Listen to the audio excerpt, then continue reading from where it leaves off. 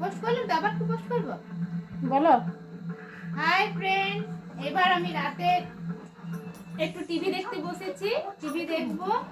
আর এখন এরা পড়তে যাবে।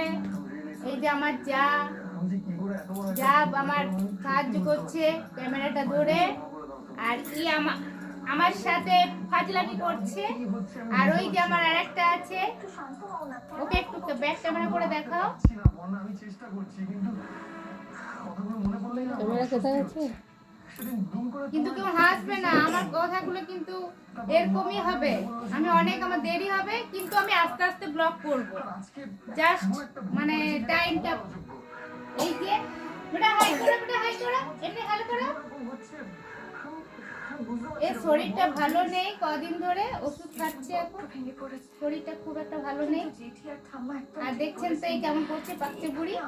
আজকে